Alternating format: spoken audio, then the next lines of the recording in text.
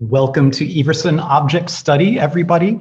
My name is Garth Johnson. I am the Paul Phillips and Sharon Sullivan Curator of Ceramics at the Everson Museum of Art.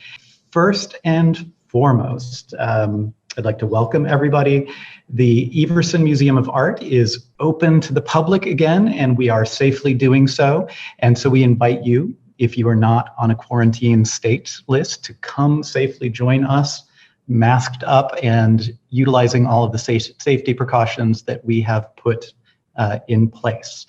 The Everson is in the news right now. If you haven't seen, there are articles all over the place that are focusing in on the Everson's strategic deaccession of a very early Jackson Pollock drip painting. And the proceeds of that painting are going to be used by the Everson to acquire works by women and artists of color, as well as giving us the ability to properly take care of our collection.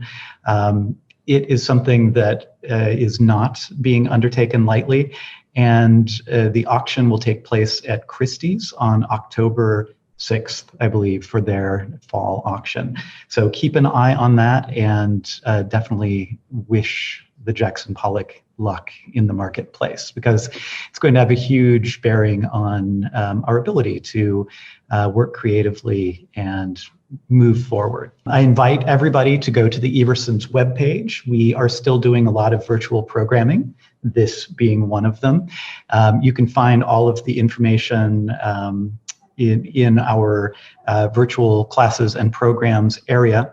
And I would also invite everybody, if you are not already doing so, to use the Everson website for your own research. So the Everson has gone to a lot of effort with the help and the assistance of the Luce Foundation into digitizing our collection, particularly where it intersects with the Ceramics National Collection.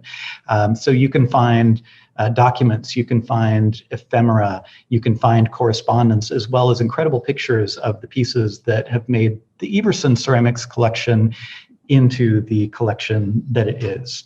So ordinarily, I would jump into talking about 3 or 4 pieces from the Everson's collection that dovetail with today's theme. And today I'm going to keep it slightly shorter. But I wanted to talk about an exhibition that I put together at the Everson last year, and it coincided with an exhibition that we put on from Yoko Ono, a very large solo exhibition that took over the entire museum. And if you weren't aware, Yoko Ono actually very commonly likes to use ceramics as a material because ceramics is filled with meaning. It is a material that also lends itself well to conceptual activity, because you can think of clay's history, you can think of the social pathways that clay takes.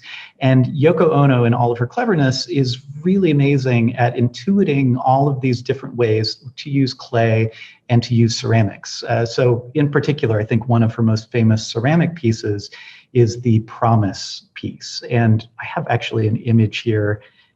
It is tiny in this picture of the exhibition. But these are shards that came from a Yoko Ono Promise piece, and she's done various iterations through the years. But she takes a highly breakable, generally Chinese vase. I think the first time that she did it, or one of the first times, was using a Ming vase, porcelain vase from China. But she breaks the piece, I think somewhat ceremoniously, and hands all of the shards out to the audience members, and the audience members sort of make a promise to reassemble the piece at a future date. So in an exhibition of conceptual and performance ceramics that we put together called Earth Piece, after one of Yoko Ono's pieces, we prominently showed one of her Promise pieces, and that Promise piece actually came from the memorial service at the Guggenheim Museum for Nam June Paik, who was a dear friend and collaborator of hers, dating all the way back to the Fluxus days. We also have an image here of Kazuo Shiraga, the Japanese gutai artist, that dates from the Challenging Mud performance. And Kazuo Shiraga sort of stripped down to not many clothes, and spent hours wrestling with over a ton of clay. And by the time that he was done wrestling with the clay had actually marked him rather than him just marking the clay. So he bore the bruises and the scrapes of rolling around in the clay. And the year, I think we're talking about like 1954. So it's amazing to think of the experimental nature and how far the Japanese artists were going in the post-war era. I also want to acknowledge that today is the 19th anniversary of the of 9/11 in New York City, and the first actual object that I'm going to show you is actually something that comes from the Everson's collection, and this is something that I believe has a real heaviness to it. And the Everson actually has multiple pieces associated with funerary rituals and death in our collection. One of the most prominent being the actual funerary urn and cremains of Adelaide Alsop Robineau. So this is one of the other pieces, and it's something that never fails to, really make chills run through my spine.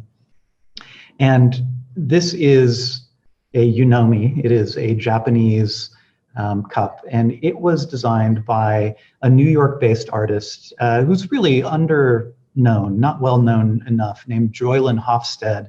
And I believe he taught at Parsons. It may have been Pratt, one of those two schools. I really apologize.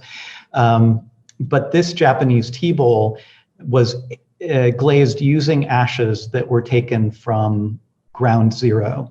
And so I see this piece as not only sort of reminding people of the events of 9/11 and their human toll and sort of the social reverberations that have gone through the country in the 19 years since that, but it also relates to ceramics' long history when it comes to mourning and ceremony and the afterlife. And I don't know, I have a hard time not tearing up when I'm showing this and talking to everybody about it.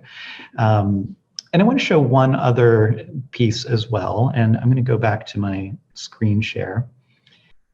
This is the work of someone that I think is an incredible, maybe yin to Peter Pincus's yang. And this is the sculptor Brie Rouet, and she works in New York City. And she is influenced by a lot of the same things that Peter Pincus is influenced by. Her work is more about the body and emotions, but there is a particular conceptual bent that I think is very appropriate for what we're talking about today. So if you don't know Brie's work, here are two of the pieces that were exhibited in the Everson's Earth Piece exhibition. We're looking at them right here, and she's been working in this mode for about a decade. And she is riffing in some ways on the work of Sol LeWitt, in that she will come up with an instruction that relates to a gesture that she performs with the clay. So generally, Rouet takes her own body weight in clay, in this case, 135 pounds. Each of these pieces were made with 135 pounds, and she creates the parameters of a certain gesture that she can create with her body. In this case, she took the 135 pounds of clay, and you can see where she knelt down with her knees on the clay, and she begins pushing the clay forward with her body. And in this case, you can see her hand marks and finger marks, and she's pushing the clay to its furthest extent, where the clay starts to get smaller and smaller as it's spread thinner and thinner. And the terminus of the clay is really the terminus of the amount that amount of clay will stretch.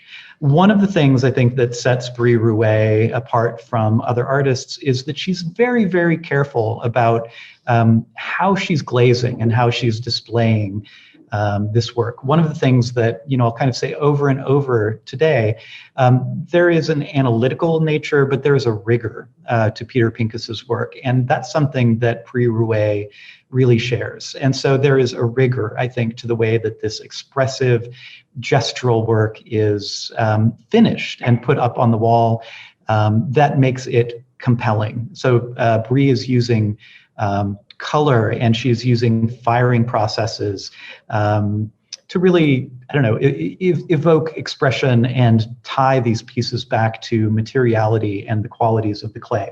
But I thought I would just share, before I introduce our guest, the instructions that were created for this piece, which is called Stationary Forward Spread, and it comes from 2015. So the instructions are: start with a pile of 130 pounds of clay, plant your knees in the pile of clay, push the clay forward and away from your knees, spread the clay as far as you can reach without lifting your knees from the floor. No need to spread it left, right, or behind. Just think about moving. Stop before wearing through the floor. Stop when you cannot spread it further. Stand up and with a knife cut the clay into small divisions, like detail shots of a larger image. Fire, glaze, seal, hang on the wall like a map or a rug. So I think that Brie does an amazing job of conforming to this sort of rigorous idea, but she also injects, I think, some poetics and her writing skill both into the instruction and into the finished piece. All right, so by way of introducing my guest today, Rochester-based Peter Pincus, professor at the Rochester Institute of Technology. I'm going to share the piece that is in the Everson's collection, and maybe in doing so, I'm going to go ahead and invite Peter to say hello. And Peter is going to help me talk you through the piece that's in the Everson's collection, and we're going to talk about his work in a little bit more general sense. So, ladies and gentlemen, please welcome the inimitable Peter Pincus. Hello, everyone. Look at this. I see a clap. I see Leslie Ferrin. Hello, Leslie. Thank you so much. And look at this. My little book here. I forgot it a moment ago. Garth, thank you so much for having me, for having us. Thank you to the Everson for having us. This is an honor. The Everson is very close to my heart. Thank you, Leslie, for pushing me always. You can see the exhibition that we are talking about as the backdrop, and it's not a virtual fake backdrop. It's very real, right, Leslie? That's it, live from North Adams. And also so good to see you, Leslie. And Peter, I have to say, I got to see the exhibition in person. It was my first real travel for art since the beginning of the pandemic. And it was incredible to be able to immerse myself in this exhibition at Ferrin Contemporary, which is on the campus of MASS MoCA. And of course, right across the street is the museum, is MASS MoCA, which, for those of you who don't know, has a drawing exhibition of Sol LeWitt's drawings that will be up for 100 years. I want to encourage everyone to use the chat function. So say hi to Peter, say hi to Leslie, say hi to the Everson, and tell us where you're tuning in from. And if you have questions, I'll be monitoring the chat as well. Want to also let people know that you should make sure that your mute button is on so that you don't join us unintentionally. All right, so before we start, I would like to acknowledge one more individual. Please. Anne. Hi, Peter, Garth, Leslie. Glad to be here today. Thank you. Let me unpin myself here. So this is Anne Forschler from the Birmingham Museum of Art, Chief Curator. She will indulge us on all things history, correct? A little bit. And talk about an aspirational bookshelf. You're making me really jealous. Okay, so Peter, it's probably been a while since you've gotten to be reunited with the piece that we have at the Everson, and it is a bottle with a tumbler. And I have to say, and I think, Peter, I actually told you this, in the virtual programming that we've been doing, one of my most favorite things that we were able to do was actually a virtual wine tasting with the New York Wine Association.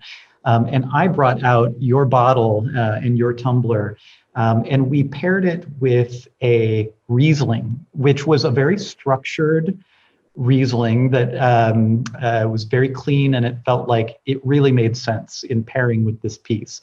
And I'm getting these incredible sense memories just picking this piece back up. But I will hold it up a little bit. So if you have not experienced Peter Pincus's work in person, generally the exteriors of his pieces, so they are porcelain, and they are made of porcelain, and they are all about the history and in porcelain as a material. And for those of you who are process junkies, we are going to get into process in a little bit too, but there's a real magic to Peter's pieces. And we're going to be talking to Anne and talking about history a little bit, because there is an unbreakable link between Peter's work and the history of Wedgwood and Jasperware in particular, with its very vitreous, finished matte surfaces. Let's see. So this particular piece, I can show you all of the seams, the structure of Peter's pieces, and really, once you know about the creation of Peter's pieces, becomes very self-evident. We're going to talk about process later, but one of the incredible things about Peter's pieces is that this is not just surface decoration. The color is inherent to the piece and the process that he has devised for the pieces. And the way that I usually explain these pieces for people who don't know how that they're made is that they're something like inlay or intarsia when it comes to wood. So I will make good on that promise when we talk about the process itself. But I'm going to hold up this wonderful tumbler, and unless you're looking straight into it, you wouldn't really know that the tumbler is a double-walled vessel. So you can see the inside of the tumbler, and here's the bottom with the museum's mark and Peter's signature. So if Martha Vita of the Marks Project is on, as she sometimes is, we are talking about artists' marks here. Peter, do you recall the year that this particular piece was made? I'm going to say 2015. It could have been quite late in 2014. Okay. What would you like to add in terms of the body of work that this comes from? One of the things that I'll point out in particular is the distinctive color palette and the different pairings of the porcelains as they utilize sort of different values with the colors as they all come together. Tell us a little bit about how this piece relates to, I would say your two big loves that we'll talk about today are going to be plaster, but also color. All right, well, today, as we talk about Leslie's show, we are going to be talking about work from about 2015 onward, when I started working with Leslie. And it's important, I think, when you look at that piece to note that there was this period of time from 2011 when I graduated from grad school until 2015, where I was really trying to work things out. In graduate school, when I sort of started to develop the ideas around how I might integrate this colored surface into the form of slipcast work, I had some relatively ostentatious vessels that were a part of that process. And from about 2011, when I got out of school, until 2014, I tried to limit myself to only making bottles and cups. So that was all I would do. No lidded jars, no larger vessels, no anything. It had to sort of fit that structural framework of those utilitarian objects. And so as it goes, things started getting a little wacky. I started making work that sort of fit loosely within the definition of bottle and cup. But I noticed in about 2014 that there was this sort of basic sense of competency that I was starting to grapple with, where I needed to understand how to do something to the best of my ability. I had sort of found this process, I had found this way of articulating a color surface form relationship, but I yet didn't have the means to be able to do so in a way that felt competent or like the objects themselves had the sort of attention that they needed. And so that bottle was, I think, a turning point in my life right before I started to work with Leslie, where I felt a type of comfort and ownership over like the basic premise of how to fabricate these objects.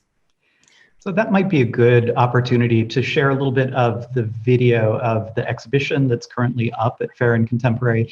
And Peter, I'm going to invite you to kind of be our narrator as we look through this very kind of calming video that luxuriates, I think, in the installation of the exhibition.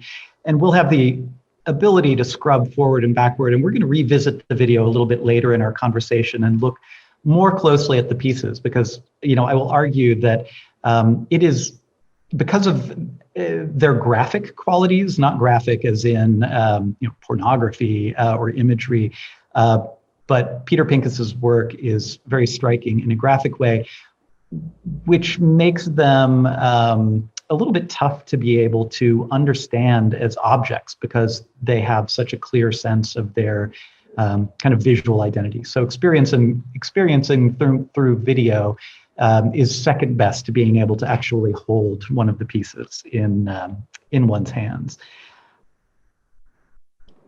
Okay, so art in the age of influence. And can you just give us very quickly the premise of the piece and where Sol LeWitt's inspiration plays into the equation here?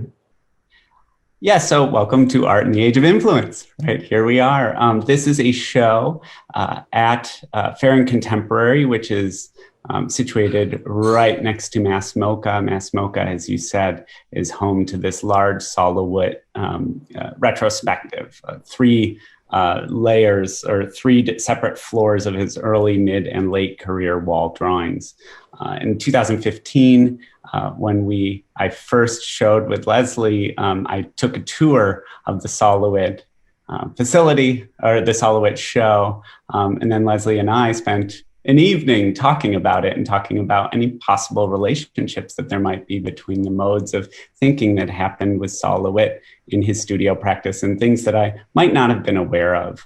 This very first piece here is in some ways the anchor of the show, and we can look at it a little more specifically later. This is a familiar kind of riddle, 2018, which is a compilation of 1,200 tile that had been first 3D printed in plastic, or designed in CAD, 3D printed in plastic, and then cast in color.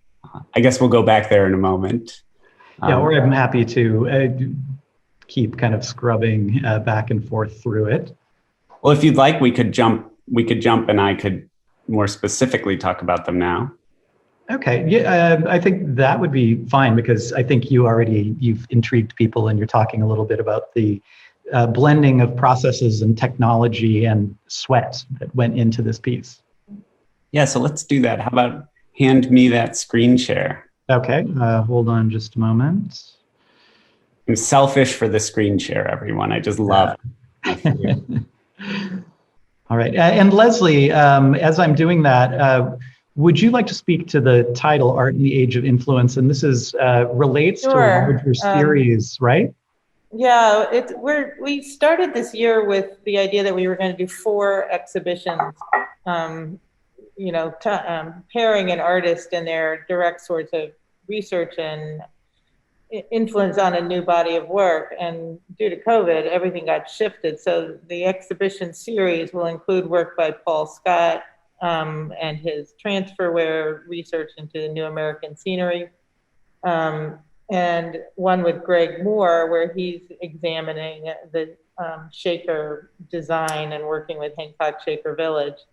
So it was sort of an overall umbrella title. And with Peter, this particular body of work, is based on 3 of Sol's wall drawings in the exhibition, the long-term exhibition at MASS MoCA. But prior to that, Peter had already started to work kind of in that style, and we'll get to that later with the Josiah Wedgwood research. And it's very much the way our gallery has been working as we have become more and more connected to artists doing, direct source research into specific bodies of, decorative arts, history, or, where they're tying their new work to older work. So, I mean, we've been doing this for a while, but we decided to make a series out of it. Thank you.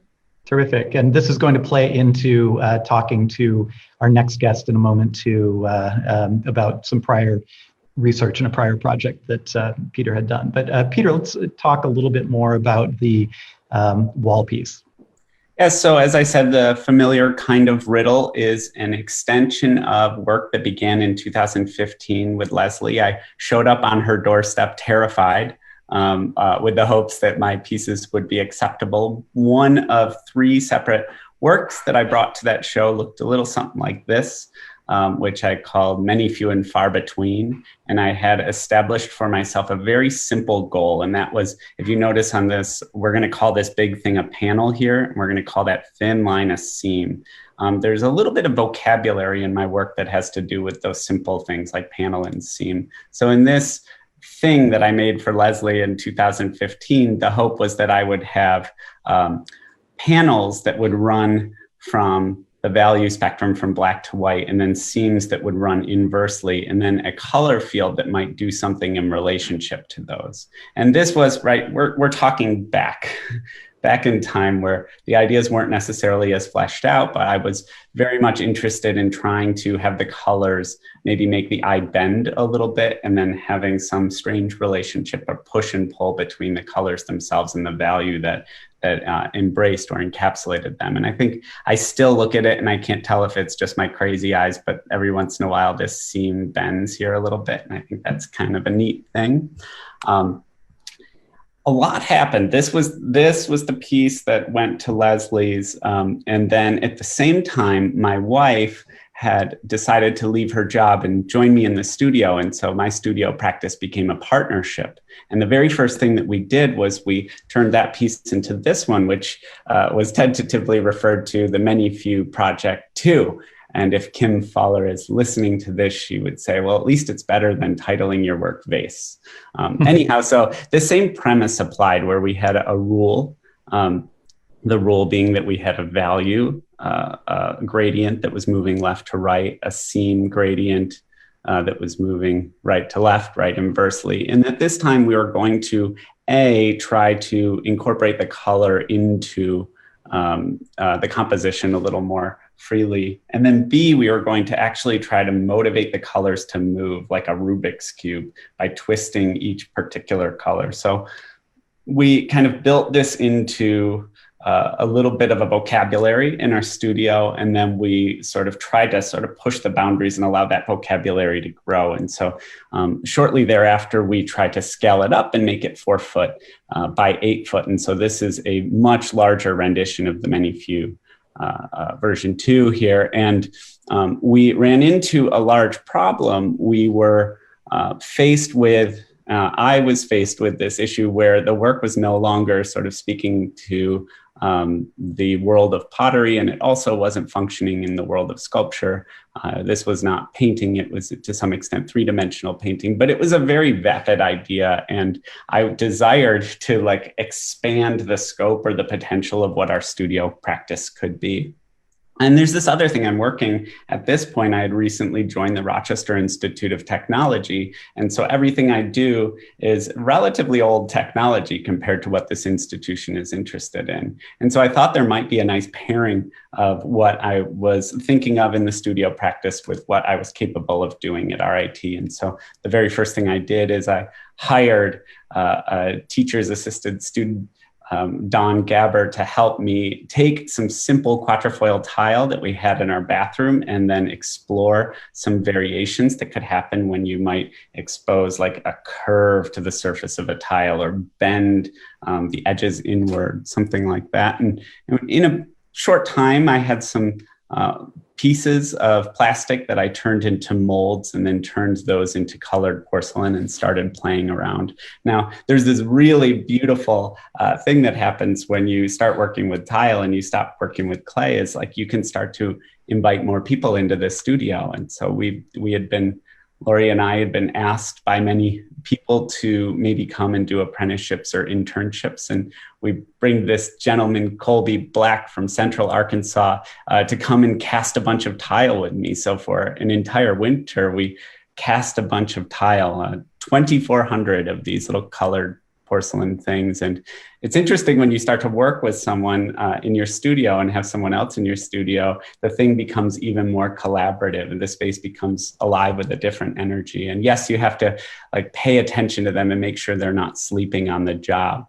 But as it relates to the sort of directives that we had set, initially, Lori and I, the pieces of paper that you see above us are the rule. They're, in this case, it was a little more specifically, we wanted to, I very much wanted to emulate what I thought was a Sol LeWitt practice of doing exactly what exists on the page. If you're told to say, make a gradient across a wall, you make a gradient. So everything that existed in those earlier works was documented color by color, and we just strictly placed those colors into a composition on the floor. And I thought that this would be an awesome opportunity to do something where I didn't have a lot of control over the work itself, and I could just leave it to the mathematical equation that existed on the piece of paper. However, I'm going to fast forward here. Notice that as we place tile down, this sort of serpentine, the centipede thing starts to appear. This essentially, we were unfolding a series of cylinders. And so we were finding that those cylinders, when unfolded, didn't necessarily create something that was captivating. And so slowly over the course of weeks, we left this tile on the ground. And this is just the first day where Lori, you see her popping in and out. Lori, Colby, and I are engaged in a conversation in which, this thing is starting to evolve. Quite ironically, when this piece was finished, Lori said to me, "Hey, how does it feel that, you're trying to emulate the idea of Sol LeWitt and you just can't let it be?" Anyhow, that piece, which is now at Leslie's, was framed and crated, and in many ways was sort of a transitional piece where I stopped thinking a little bit about some of the tenets of utilitarian ceramics that had guided me toward particular outcomes in the studio. So we're going to use this to tie back to some of the other work in the exhibition in a little bit. There was a really great question that I thought it came up from Sasha, who pointed out that you were one of the amazing brains and minds that was enslaved by Wayne Higby working on his Earth Cloud piece, a monumental piece of wall art. Was there an influence of working on Earth piece when it came to, or his cloud piece when it came to thinking about wall work of your own? Well, I think one thing that Wayne instilled in me early on is that the team can be a really great thing. Right, he had created a pretty monumental series of wall tile sculptures only because he had the help of some really thoughtful, caring individuals. And I was fortunate enough I'm not calling myself a thoughtful, caring individual, but to be with those people and to kind of help along in the early stages of that project. And so there is a desire to make the studio practice something that is a little bigger than yourself, where you notice I keep saying we, and then I draw it back and I say I, because I know I have to take ownership. These are my ideas. But the thing that means the most to me in the studio is that they're ours, that they're Lori's as much as they are mine, and that together this is an evolving thing. So, and I guess that might in some ways mimic at a very small scale what has happened with Sol LeWitt, which is that, he didn't in any way take ownership over the aesthetic properties of the work, just the rules, right? And then they sort of took on a life of their own when other people started to engage with them. All right, so I think that's a perfect transition moment, and we're going to bring on our next guest, which I'm so happy that she's joined us for this chat. I'd like to introduce Dr. Anne Forschler-Teresh, and she is the chief curator at the Birmingham Museum of Art in Birmingham, Alabama. And I have to say, I spent about 7 years living in Atlanta, and I had a close friend who lived in Birmingham. So I was traveling to Birmingham every few months to see music and to see art. And I really was not prepped for the Birmingham Museum of Art. And the first time that I walked into their galleries, particularly the galleries that highlight their collection of Wedgwood work, I was utterly amazed. And I will say that it was a life-transforming occurrence to come in contact with this collection. So we're going to talk a little bit about research that Peter did directly in Birmingham, which I try not to be someone who is professionally jealous, but the fact that Peter got to spend all of that time in Birmingham researching on multiple occasions makes me green with envy. So without further ado, Anne, welcome. Thank you so much, Garth. I'm really excited to be here. And it's true, we had the opportunity to have Peter down to Birmingham twice, actually, to work with us on our Wedgwood collection, to look. We took objects out of the gallery, out of storage, brought them into a central location. And it was just really fun for me to talk with Peter about the history of Wedgwood while he was looking at it. I'm looking at it from the art historical perspective, and he was looking at it from the artist perspective. So it was a really fun project for us as well, and we learned so much. I'm going to just share my screen. I just have a few slides. Hold on. I want to make sure that you can put in some good plugs for all of the things that are going for the on. BMA. Hold on just a sec. Here we are. So we have the largest collection of Wedgwood outside of England. The largest collection is held at the Wedgwood Museum at the factory in Barlaston in the UK. I hope you've been there to visit. It's really a fascinating collection. But we've got, and are very proud of, the second largest collection in the world, essentially. We have about 10,000 pieces of Wedgwood pottery. Beginning with the Dwight and Lucille Beeson Wedgwood collection, which came to us beginning in the 1970s and has about 1,400 pieces of Wedgwood, primarily 18th century. The factory was founded in 1759. Most of the objects in the Beeson collection are the familiar blue and white jasper or other colored jasper, and these are the primary objects we looked at with Peter. And then in 2008, we acquired a second collection of Wedgwood, the Butin Wedgwood collection, which was housed near Philadelphia in Marion, Pennsylvania. And this collection, when we first were talking about acquiring this collection, we thought, oh, there's going to be so much overlap because we had so much Wedgwood. And in fact, there's very little overlap, which is super exciting for us. So we were able to add about 8,000 or more pieces to our collection of Wedgwood, and the Butins collected everything from the beginning of the factory into the 20th century. So we could tell really the entire Wedgwood story rather than just the 18th century highlight of Josiah Wedgwood's lifetime. So this is what you're looking at now is one of our galleries with some of our 19th and early 20th century Wedgwood. And here we were able, so Peter came down, did a bunch of fun work here at the BMA for several days, and then went home and created some work that turned into an exhibition called Channeling Josiah Wedgwood. And we were lucky to acquire 2 pieces from that series of work. And here they are in our gallery, which also includes 19th century Wedgwood, a huge mantelpiece from a home in England, and some other pieces. And we put Peter's pieces in this gallery to show those connections between the work that he did and our collection. And here's Peter's close-up. So I don't know, Peter, if you want to talk a little bit about that project and kind of what you were thinking. The works are beautiful, and they really do reflect that jasperware quality that Wedgwood produced. And jasperware is, of course, a stoneware. It's not porcelain. It's a stoneware fired at a temperature almost as high as that used for porcelain. But Josiah Wedgwood himself actually never made true porcelain in the sense that we think of it today. So I'll make a little nerdy interjection.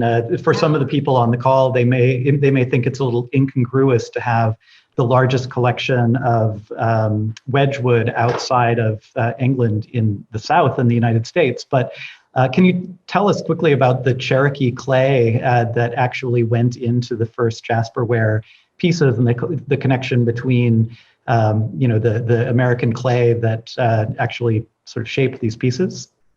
Yeah, absolutely. And in fact, we have the diary in our library. We have the diary of Thomas Griffiths, who was an agent that Wedgwood paid to travel. He was an American, kind of a British American person. He had farmlands in the Carolinas during the colonial period. Wedgwood, but he lived in England as well. Wedgwood paid him to travel through the Carolinas to find this so-called Cherokee clay, which was located really on Cherokee Native American lands.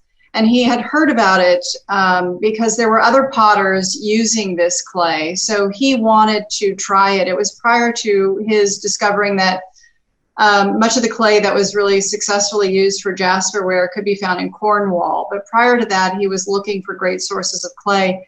And so he sent Thomas Griffiths to the Carolinas. He discovered a large cache of this clay on Cherokee lands. It's a really interesting story because he had to deal with,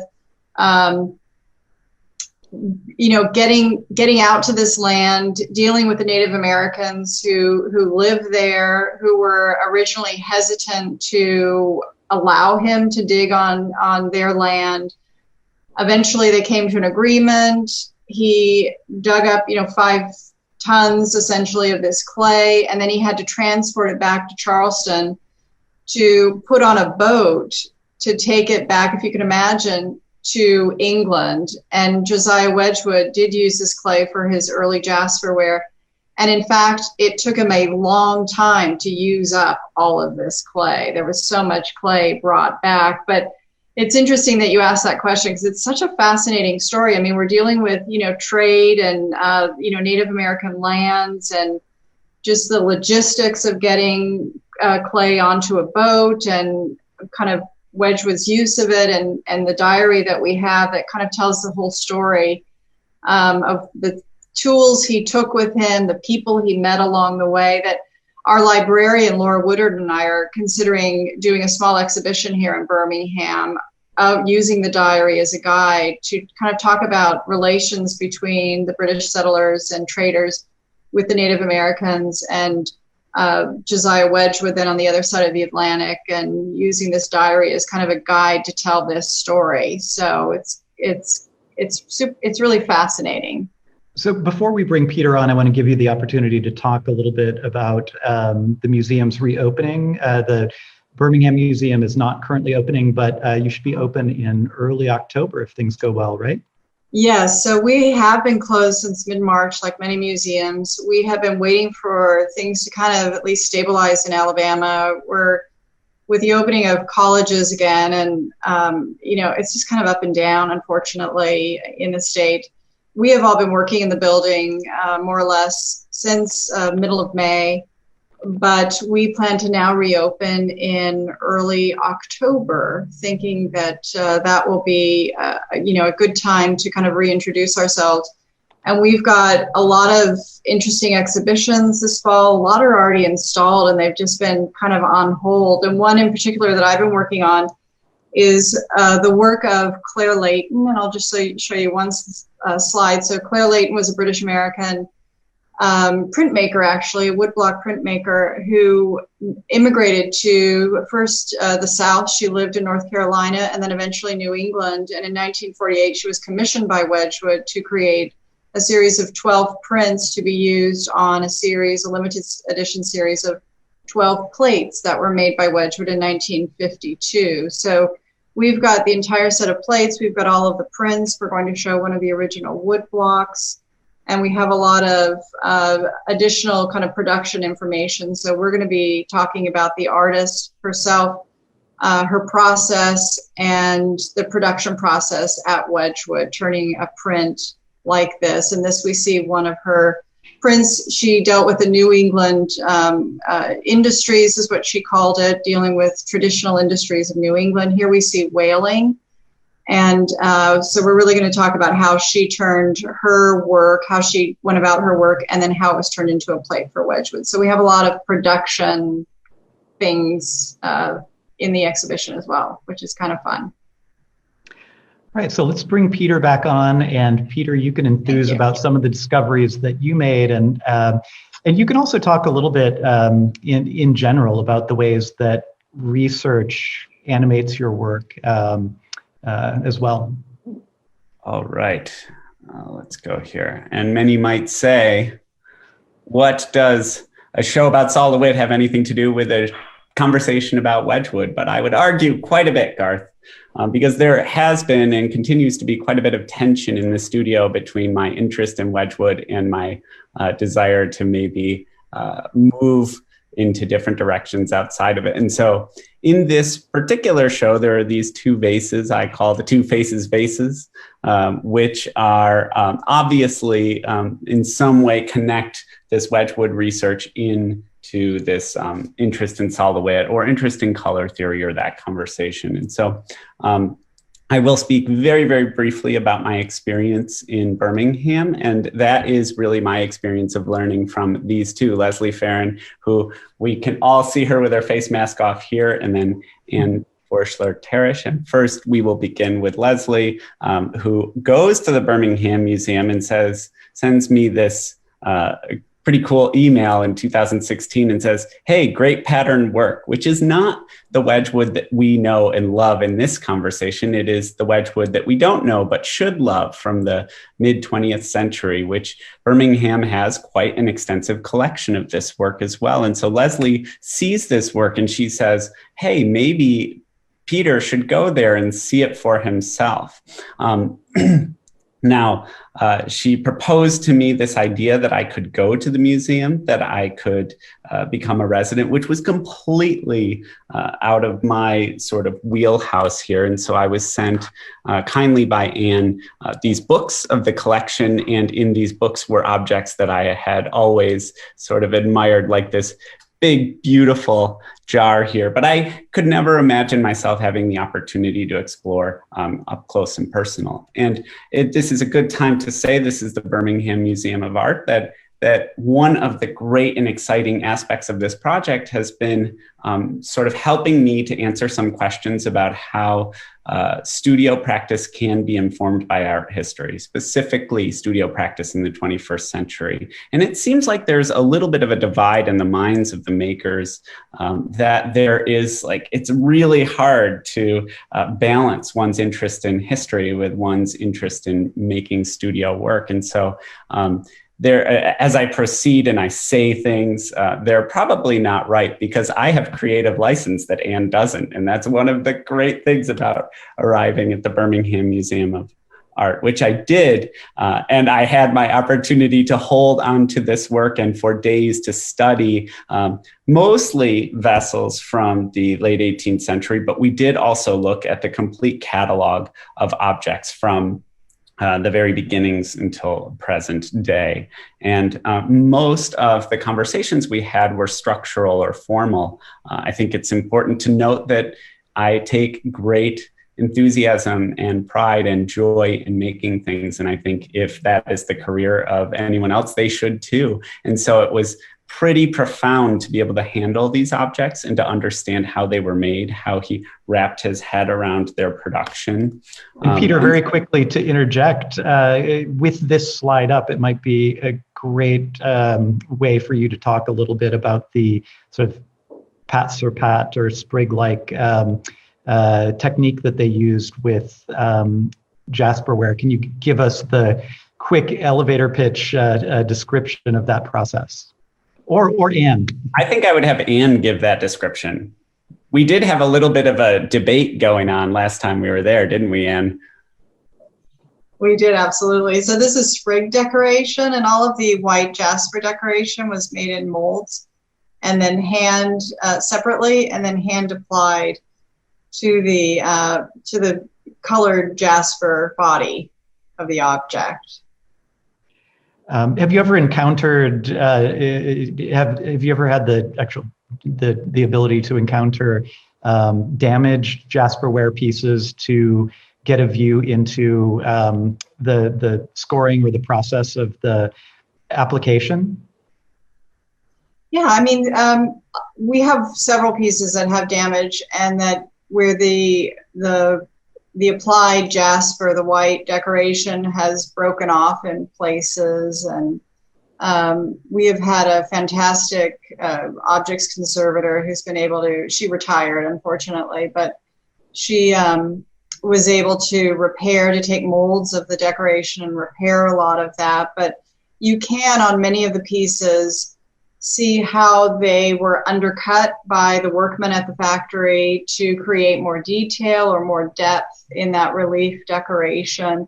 Or even they often used shading, whether this is maybe where we had our conversation, a liquid jasper to kind of shade certain areas to give the impression of more depth or even translucency to the white applied relief decoration, which at times, I think that was our conversation, Peter, that it really was that thin and you would see the colored jasper through it, yes, versus the shading that was applied to it to kind of give the impression that it was translucent.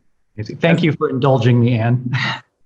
As I recall, she believed that it really was that translucent, and we believed that it was painted on by masterful hands.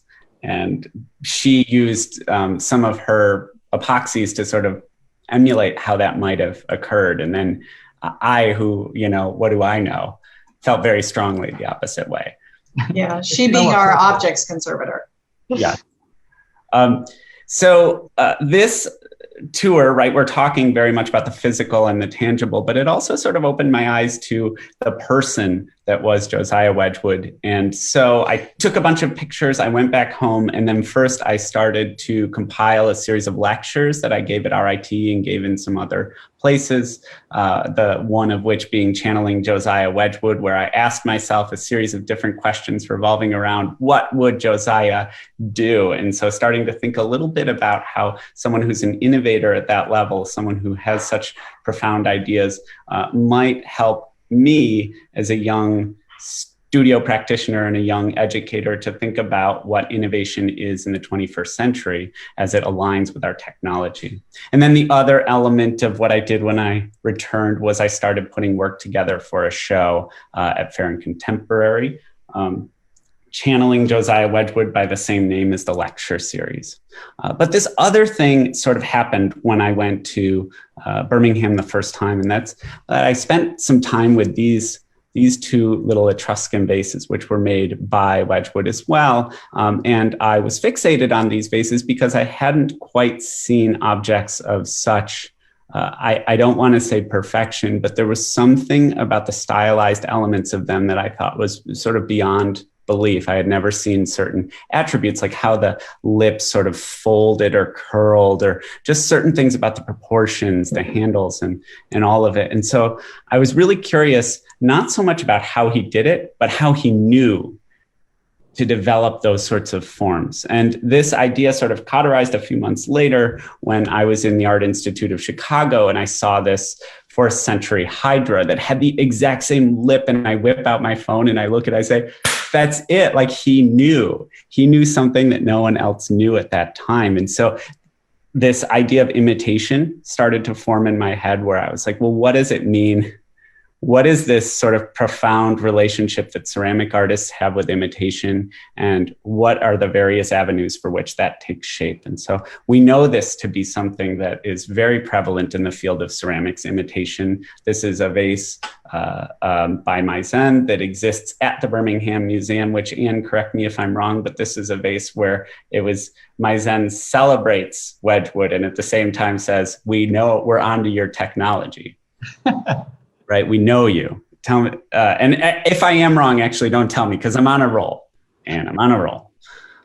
So there is, in my belief, a very distinct difference between the work that Wedgwood made and even the work that replicated the work that Wedgwood made. And so in my own mind, quietly over years, I've been trying to sort of square that or understand that. So I did return to Birmingham to look at these Etruscan and caustic pots of his, and to start to understand with a little more detail the individual himself, the ideas surrounding the transition from his basalt to his jasperware, or all of that. And so to kind of mix it up with Anne and ask her some questions. And as I said before, we have this very curious relationship, artists to art history. And so I have been sort of building this narrative of Josiah Wedgwood and Bentley as these two kind of really captivating figures who have this relationship to Sir William Hamilton, who is the boss, right? Garth, you need a painting of yourself like that. You too would be the boss. And, in these conversations with Anne, I start to tease out the idea that Sir William Hamilton, he has this collection of Etruscan, Greek, and Roman antiquities that he allows access to Wedgwood to understand. And so that book, which is at the Birmingham Museum, sort of chronicles or archives all of these sort of attributes, the physicalities of the vessels, the Greek and Etruscan pots that were in Hamilton's collection. And so when you open that book, it starts to make sense. You start to understand how an 18th century potter might have had access to these things that very few people could have access to. And so I look at the book the second time, and then I look at the objects, and then I sit there with Anne and I ask her questions, and then I take pictures of the pieces next to the things in the books. And then I come home and I look at the differences and the similarities between those objects. And I start to paint for myself a specific picture of how one imitates history and understands history, but then stylizes work in a way that sort of asks questions about the vessels that came before and contributes to the future of those objects. And here's just another element of something that I found quite curious in the collection. We weren't able, and Anne, we should see if we can find this. I did not see this vase, but I did see evidence of how, like, there's something here that relates to something here. And so I'm just really captivated about that idea of imitation. Folks, this is a conversation about influence, not imitation. So the transition from this work to the current show resides in my interest in Albers. And I thought that it would be nice to plant a series of vessels in this exhibition that played with the idea of influence. One color showing two faces here, and our two faces vases, we have one gray that shows two faces and then two grays that show one face on either sides of the vessel. So that's just a very brief segue. So before we segue to talking a little bit about technique, which I've promised the audience, I want to ask a question both for you, Peter, and you, Anne. And that is, can you talk a little bit about how young artists or artists who have not really gained the agency to do primary source research and to conduct research on a higher level, how do people sort of give themselves permission to work a level of research like that into your own workflow and process? Anne just saw me talk a little bit about Wedgwood, which I think is a really uncomfortable thing for me, not necessarily for Anne, because this word agency that you used is really appropriate, right? I feel at this point some sort of comfort, not only in understanding the history of it, but more specifically in sort of developing a narrative that helps me feel empowered when I enter the studio and feel alive when I enter the studio. And so I think the hinge of this whole thing is thinking that art history is or isn't a malleable subject. It isn't necessarily for Anne, but I believe that in the work that artists do, it can be, and it can be seen in a completely different way. I'm trying to be a role model to others that are in the studio. I'm trying to bring for my students a sense of excitement and enthusiasm in thinking about the malleability of art history as it relates to studio practice.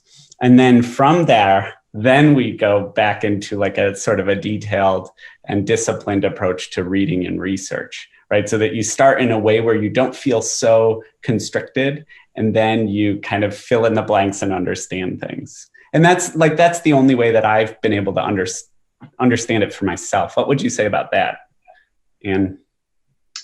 I mean, I think that I'm not an artist. I don't make objects, obviously, but I think that, the ceramic record is so rich and there's so many stories that are told through ceramics historically, as speaking, that I think as an artist, it's just an endless, as a ceramic artist, an endless source, be it through actually going to museums and looking at objects from all parts of the world, from all periods, reading books, going to a library and looking at books, or actually even acquiring ceramics and kind of dissecting them a little bit to see how they were made.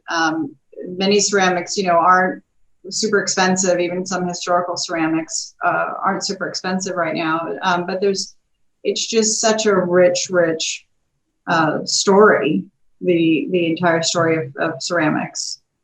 So I second that, and I hope that if there are younger makers that are on the call, which is often the case, that you can look at Peter's work and the scholarly work that Anne is doing, and that you can feel empowered that you can be a part of the conversation, because I believe that relatively few works have been even written about contemporary ceramic history, and we have the power to do additional research to shape the discourse and to shape the history going forward. So, indeed. Garth, I have a little thing to add to this.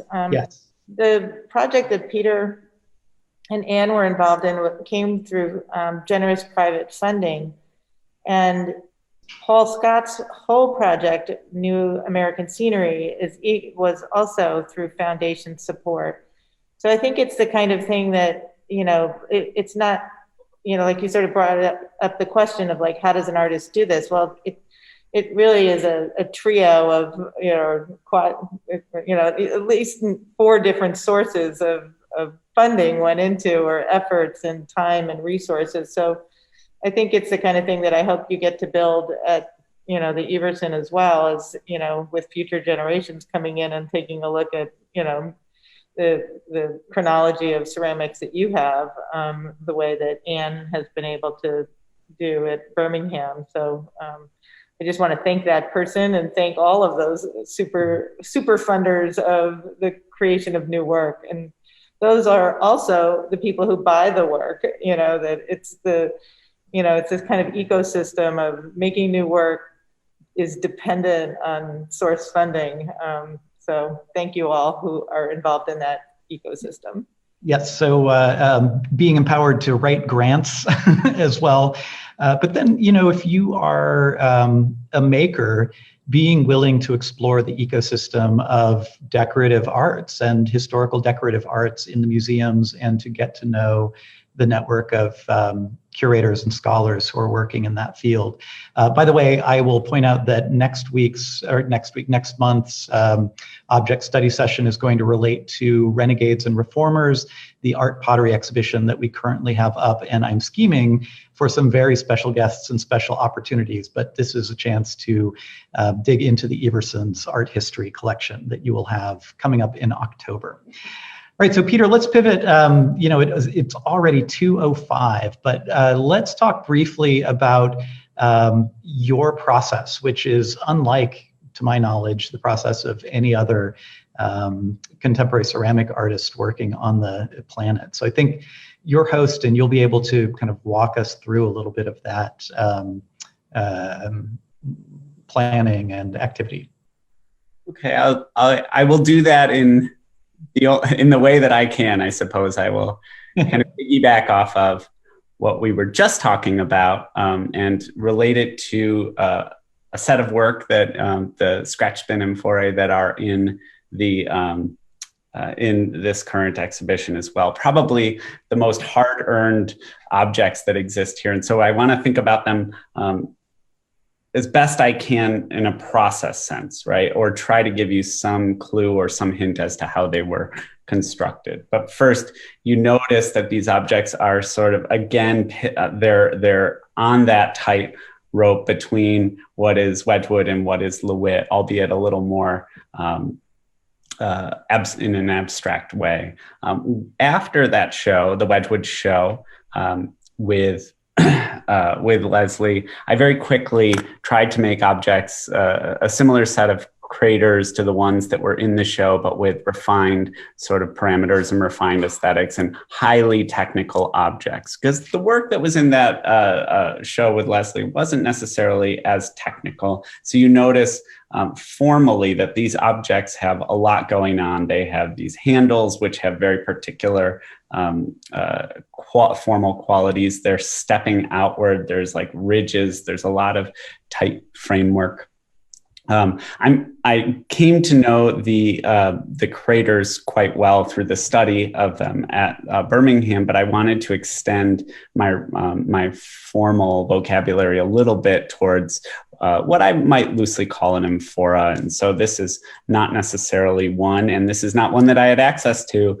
This is another piece from Birmingham that I think sort of fits the conversation, because we notice the belly is so exaggerated and the foot is so very tiny. I have this sort of technical interest in understanding how those things work. Now, what makes Wedgwood really interesting is that his work with all of the colorant in it, I don't understand how it didn't bend and distort in the firing. My work could never fit here because it is sort of high fire porcelain. And so I have to do quite a bit of dancing around an object to construct it. So step one of my work, it always begins on the wheel, thrown. This is not the wheel. These are plaster profiles that were actually created when I threw something on the wheel, I poured plaster around it, and then I cut these out. And notice I give you this red line here to this seam. So that particular piece had to be made in two separate parts because of its height, and then fused together in a molding process. I also, you might wonder where the color came from. I decided that it might be nice to kind of go back in history at that point and grab this snowboarding boot, which was perhaps the very first thing I brought color from and into the studio. My snowboarding boot from 2007, 2008, the Black Sabbath. And here I went all the way back to the vault to find the very first, this is it, folks. This is the beginning of this color work here in 2010.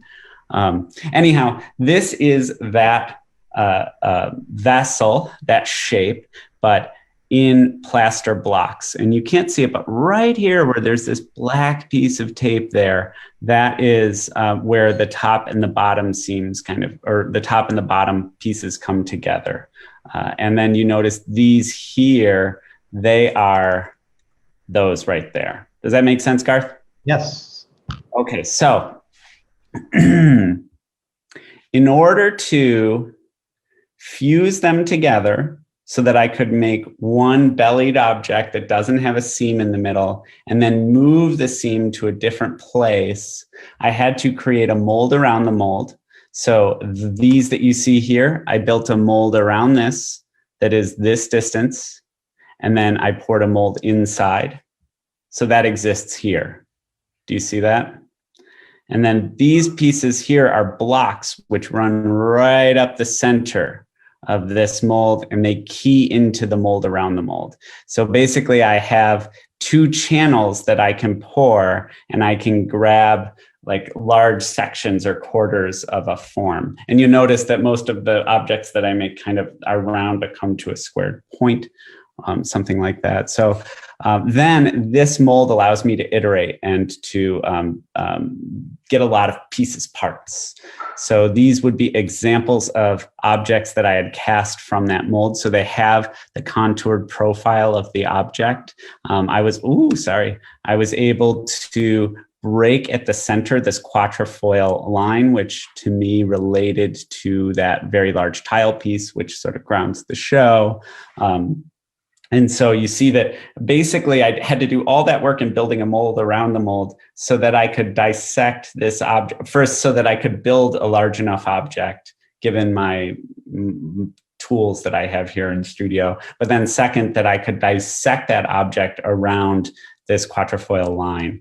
And so this is a section of that mold in process that's being put together. So you can see there's seams right here. And so all of those different seams are different sections that I can then color differently or work differently. Now in this particular piece, this is early enough on that I hadn't yet bent this edge, this surface, to give it, if you look at those amphora, they kind of step outward at the quatrefoil point. But yeah, you can see here's another image of them. These three are joined together, and then this top part kind of, which is actually the bottom, pops off, and then that's what they look like when they're separated. Anyhow, this is not that work, but many people are interested in what happens or how I put the color on the surface of the work. And so this is a series of gray colorants that have been added to clay. You notice there's a plaster block underneath it. I pour colored porcelain slip onto a plaster surface. It dries quickly. I use a knife and cut every line by hand and then pour the next color on top. And this is obviously not that vessel either, but you can see when the mold is removed, you can see how the veneer of the colored porcelain, which is actually part of the structure of the work itself, kind of is revealed almost instantly.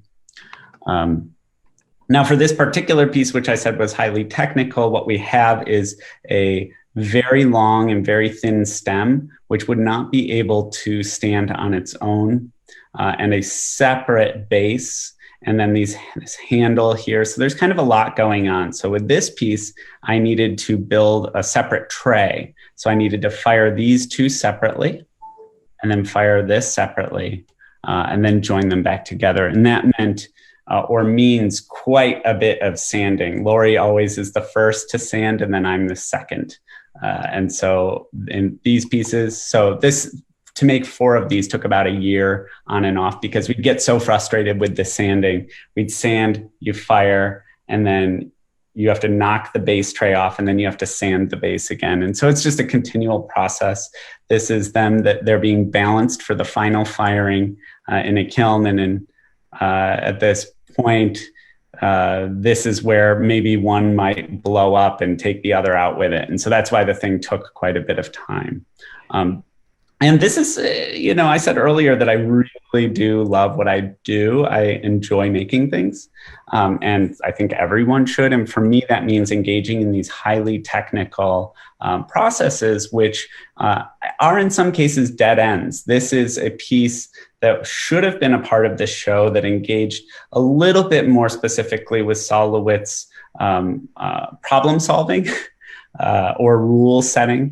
And it looked like this. It looked like a series of these objects, which started failing in about like the very last week in March. And so we all know what our headspace was like in the end of March, and I couldn't handle these. It was like I hit a dead end. And so I had to stop working for a little while and then pivot. So I posted on the chat a link to an article from the American Craft Council that takes you in photos through Peter's process. So I think you are working with an even more sort of Byzantine molding process than normal with these. But this is a really nice breakdown in that American Craft Council article, if anyone would like to visit it. All right, so Peter, if you want to hand the hosting back to me, why don't we go back to the video and take a look at the broader show at Ferrin. And I'm going to have you pick up your narration. I want us to be conscious of our time. We've only got about 15 minutes more. But I do want to invite anyone who wants to ask more questions and come to the after party. Feel free to join us at 2:30 after the chat is over. We can be a little bit more casual and talk about Peter's show and everything else. So let me go ahead and share my screen here, and we will revisit the video. Okay, so actually picking up with this view of the two Wedgwood vases, I think is a great place to start again. You'll be able to get a sense of scale here in just a moment. And so this is the show that's up currently at Ferrin Contemporary.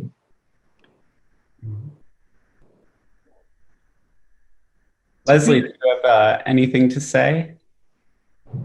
I feel like I'm just gabbing away. I talk too much. I think it's been really wonderful being here with the work and with the people who are coming to the museum and being able to point to the prints that we had printed from the LeWitt estate so that we could share and talk about, you know, what somebody might see in the museum and then what they're looking at right here. And that was sort of an interesting process as well, because we had to go to the estate, not just the museum, to get permission to print it. And it was very restricted, the number of days we would have it on view and how we would use it in social media. So when you were here, I said, go take your picture next to the painting so that if we, you know, we can continue to use, you know, those site shots. I think you should talk about this whole body of work, because this was really super challenging. Yeah, and I can hit the pause at any point or just kind of keep scrubbing back through these, Peter, if you'd like to talk about them. Yeah, why don't you pause there? Hold on, let me pull something up. Because I have, of course, images for all of these. If you pop back to screenshot, this one will be much more brief, or make me host for a moment. Okay, so let's see. So the pieces that were just shown, these are jar drawing number 2, assignments and arrangements. So this work is significantly different from anything that I've made over the course of my very brief career here. This is new work and kind of exciting work. It is, of course, based on the specific, it's one of 3 works that are based specifically on a Sol LeWitt piece that is in the museum. And this work actually began in May, and we were supposed to install the show in May, but COVID had different plans for us. And as I just said, there were some issues in the studio that made me really need to sort of take a step back and to reconsider what I was doing and to change the way that I saw the work and change the pressure that, that I was under. And so I thought about this cube, this Sol LeWitt cube, and I thought a little bit more about the refinement of an object and a different way to see instead of, you know, this overly complicated surface. I thought about just sort of pulling back and allowing color to be color, allowing form to become very much simplified, and then sort of proceeding with, in this case, a series of jars that might have a relationship to one of the wall drawings in the exhibit. And so I selected what I would call, every time I see a Sol LeWitt drawing, I say, this is my absolute favorite one. I told Garth the other day that there was a different one was my favorite, but I'm pretty sure this one's my absolute favorite. And so it's number 340. I could pull up the rules if you would like them, but it's relatively extensive. You essentially see we have floating geometric shapes. We have a ground in the top right corner that is red with blue lines, and then an alternating series of lines that form a circle, and those are yellow. And so what we have is essentially the eye is reading purple and orange. And so we have that played out in myriad ways. And to me, this piece has always been sort of a representation of this very simple Albers transparency idea, an idea that I think has been prevalent in my mind since I started trying to understand color theory to teach students in 2012, and one that I've been really engaged in trying to make a part of the studio practice, but I see it as being a little more loosely relevant in this piece, a little more like Albers is really, he's formal and tight. In this piece, to me, it's just like fluid and really beautiful. And so I thought, well, this might be a way to sort of make a little bit of a change or a leap forward or do something different in the studio. So this was May when I started making these. They're just simple double-walled objects, and you can see that they have a pyramid, a cube, and a sphere. And so that was jar drawing number 1, assignments and arrangements, in which I was just looking at I was trying to emulate what happened in the drawing. So I was picking one of the compositions, and then you can see just doing a little Mishima inlay and trying to make that blue turn purple in an area or the yellow turn orange or whatnot.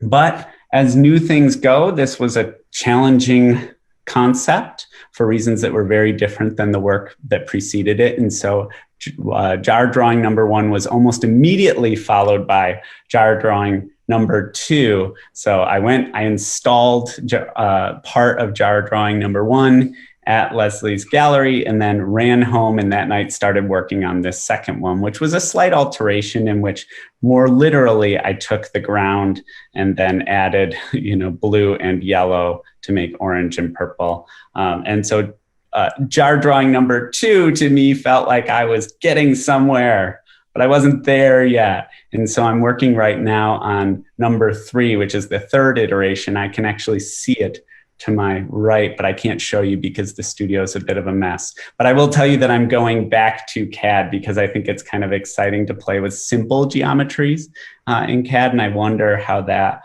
the transference of 2-dimensional to 3-dimensional and then physical handwork to computer-aided design. I'm just interested in all of those things. And I think that there's some sort of playground here in this, this painting that I'm musing over and considering.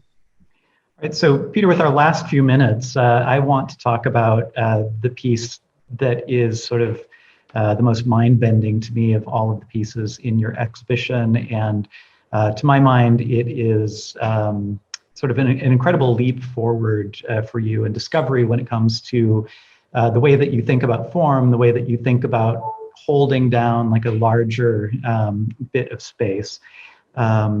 So Peter, if you can make me the host, I'm going to bring up this video again.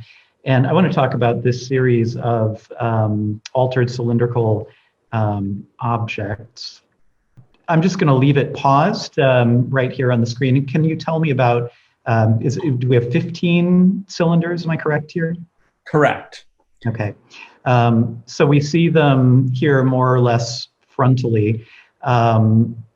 We have a gradient of it's a scale from black to white in a number of steps that's on the bottom of each of these cylinders, and we have striations of color on the top. I'm going to scrub forward so that we're going to take a closer look so that people can see the quatrefoil reference to the form sort of undulating in and undulating outward. And we have some really nice pans across it that are going to help the viewers at home understand what is so magical about this piece. So you can clearly see the grays, but as we pan across them, you can see the reflections from the colors on the back, which affect the grayscale on the front. So depending on the reflections of the color, you will get, a cold blue grayscale or sort of a warm red reflection, making it like a warmer grayscale. I perceive green in the middle of the piece that we just saw because of the reflection of what's coming from the other side. Can you walk us through any of the other technicalities of the optical sort of illusions and color theory that you're using here? Absolutely. hate to say this, but make me host it once more. Absolutely. Let's see. And I just wanted to end with this really kind of smart accidental shot that Leslie wound up with this piece, which is a particular favorite of mine, and the Sol LeWitt banner in the back. So Peter, I am making you the host, and take it away. All right. This is the meat, right, Leslie? This is kind of the big one. It is important to note that I'm highly reliant on the brains behind Leslie Ferrin and the desire of Leslie to sort of push me in many ways to think very differently about the work, my opportunity to work. And so we talked about this show, at some point in 2018? 2019. And we talked about doing a show that revolved around LeWitt, and then closer to towards the end of 2019, Leslie was saying like, okay, well, this is a show about influence. Could you just be influenced? Could you verbatim take his instructions and apply them to your work, quite literally? And that sets off a whole host of red flags, right? What about plagiarism? What happens when something transitions from being a conversation or a collaboration to appropriation or anything like that? But it was a really exciting challenge. And I thought that maybe, I knew what she was really trying to say. And that was just like, how do you sort of engage with influence as an educator and as an artist? And so probably, folks, my absolute favorite wall drawing at MASS MoCA is wall drawing number 422, which is a series of 15 vertical panels, gray, yellow, red, blue, and then all iterations, 2, 3, and 4-part iterations thereof. It is so simple. It is spectacular. It is sublime. It's a really beautiful object, and it's a beautiful idea, which carries a space in a way that few of his really kind of transform the experience. And as I look at this piece, I think about this piece, I can't help but think about a show that was at the Albright Knox about a year or so ago, which was Out of Sight, art that engages the senses. In it, there were just a series of rooms that had these objects that sort of really carried a space. There was Irwin, there was a Turrell. This is not a great image, but there was just this really great collection of objects that challenged our senses, and we sort of lose ourselves in the presence of them. And as I know from my own criticism of myself, that my objects don't really have that capacity. There's something about scale, and then there's also something about detail and intimacy that overrides their ability to really hold court. And I have, as you know, challenged this by trying to make larger work, but the equation was a little bit off. So I thought when Leslie challenged me to do this, if I could engage with wall drawing 422, perhaps there was a way that I could just get the thing to hold the space. And so I wanted it to do a few things. First of all, I wanted this piece to engage the eye, and I wanted it to engage in two separate ways. First, I wanted it from a distance to create a few experiences. The first being the relationship between the color, which is high intensity and inconsistent, and then the gradient, which is relatively low intensity and very consistent. And so I wanted these things to be broken by a line, which was, again, I chose the quatrefoil, but I chose it because it's something that's hard for the eye to land on. And I just thought if I made enough of these, it would start to really, when you stand in front of it, it would start to do something. You'd start to feel a certain way. I didn't know what that way it was, but let me jump back in, sorry. And so then I wanted it to do another thing, which was a distance. And then also I wanted proximity to affect the way that it was read. So at a distance, partially it feels flattened, but it feels like color is moving the object. And then up close, it's actually the object itself, which is moving in a very subtle way.